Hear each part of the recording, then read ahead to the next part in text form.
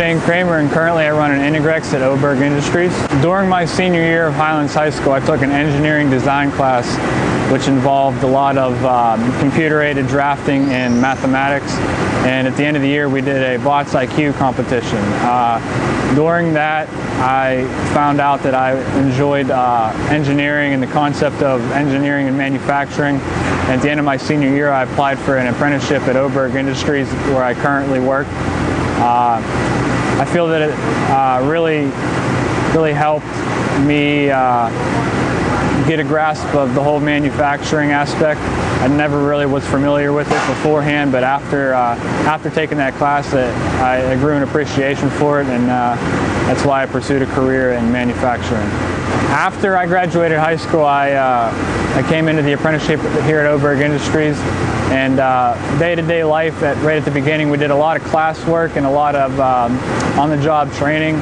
Once we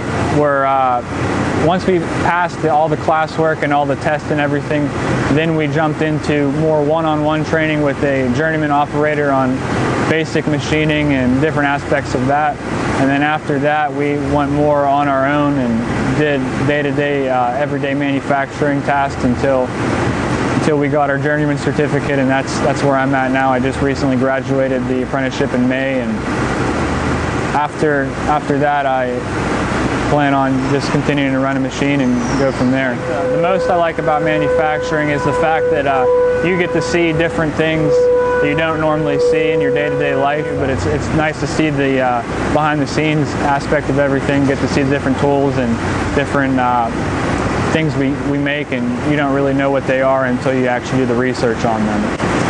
Currently on the Integrex, we're working on the Sawhead project, which is a robotic cell for different surgeries, for different hips, limbs, knees, all that kind of stuff, and it's a big project we're working on over there now.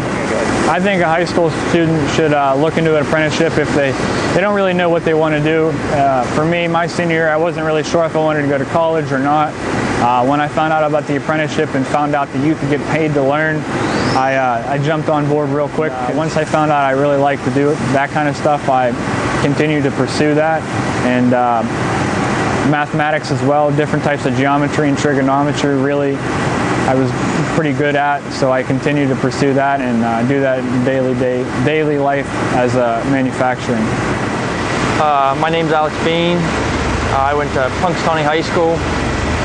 I kind of got involved with BotsIQ.